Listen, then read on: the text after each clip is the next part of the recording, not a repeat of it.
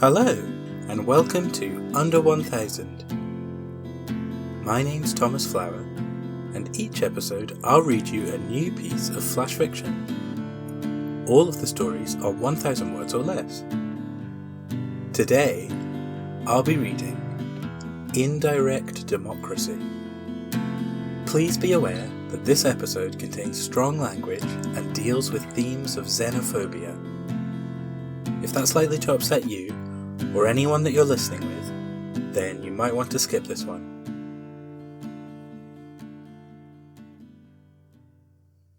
The greatest country known to history. That was what they had told the world, and the world had been inclined to agree. It was an undeniably great nation, powerful, technologically advanced, with its citizens' needs and desires all easily taken care of. Living there was a privilege that many envied, and so the international community conspired to place pressure on them. This country was too important, too advanced, to be a law unto itself. Of course, it was crucial that it still be a democracy, but not one that the citizens could vote in. They already had everything they could possibly dream of. Why should they also set the political tone for the rest of the world to follow? No, it was decided something else should be arranged. And so, after many years of scrutiny, deal-making and harsh words, the new election system was born. It seemed so strange, Janice thought, that tomorrow there would be a new president that none of them had voted for. She understood how it was all to work, of course. The sanctity of office must still be respected. She was trying her best to be a good patriot still, but someone sitting in power over them that none of them had elected? It seemed to her it could only lead to discomfort and unrest. Even as she was thinking this, she realised suddenly the rest of the world would be out there, scratching X's in boxes, ticking squares on machines, mailing forms to their local governments, voting. Determining the future of a country they weren't even part of, but whose movements affected their lives so intimately. They would choose, not the citizens, not her. She wondered how they would narrow down the candidates, how they would decide who to go for.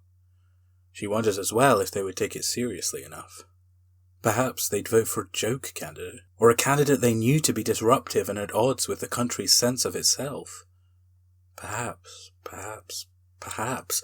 She, like the rest of the nation, like the rest of the world, had no idea what would happen when the results came in. This was an experiment for the times, and though many a punter had claimed in recent weeks that they could predict the outcome, in truth everyone was sitting in one big, clueless huddle together.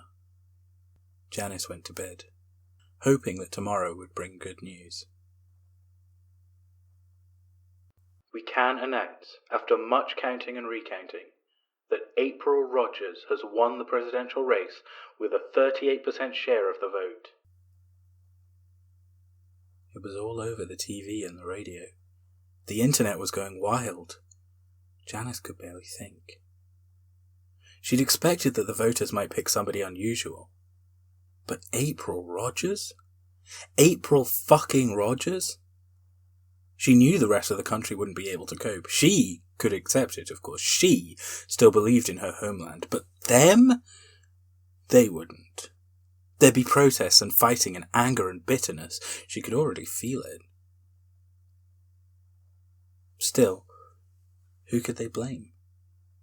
It wasn't like they were about to turn on each other like in the previous election cycles. Those responsible for this choice were so numerous as to be practically anonymous. They could hardly blame anyone, save for blaming humanity itself. Or maybe it was just them. The outsiders. Perhaps they were too different. They probably didn't understand the way of life here. They should never have been given this much control. The rest of the world couldn't properly comprehend how things worked in this special nation she called home. It wasn't even like they could snipe about party allegiances anymore. There were no parties, not now, not with this new system. With billions of keen eyes and ears dedicated to their every move, it was determined that the candidates could stand and fall based on their own merits, not those of an institution they represented.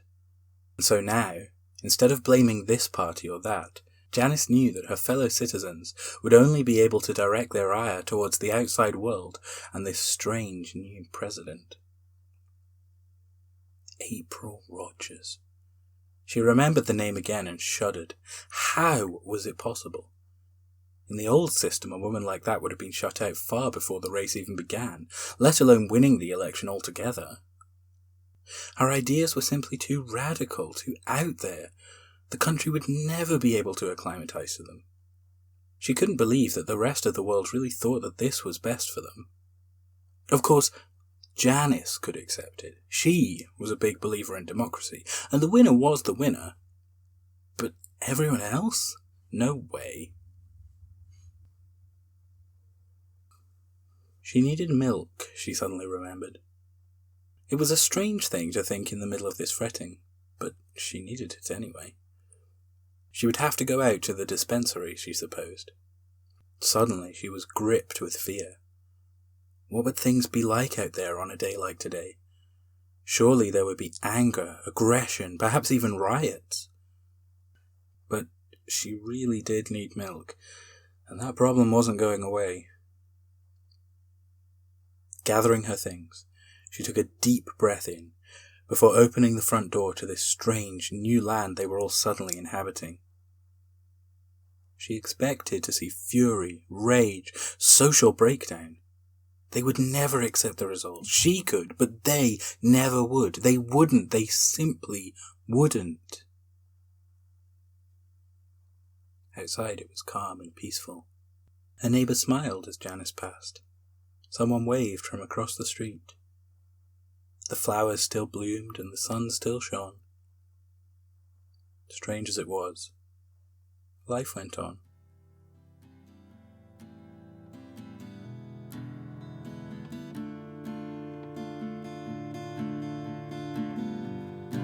Thank you for listening to Under 1000. I'm your host, Thomas Flower. To follow the show online, look for Under 1000 Pod on Twitter or Facebook. If you'd like to support the show on Patreon, go to patreon.com/under1000pod, where you can sign up to read each month's stories in advance, as well as to have a thank you be read during these credits. The theme music is an instrumental version of In Between Days by Nick Tate and the Sharks. To hear the full song and more from the same EP, go to Nick Tate, Nictate, and thesharks.bandcamp.com, or search for them on your favourite streaming platform. I hope you enjoyed this episode, and that you'll join me again next time for some more super short fiction.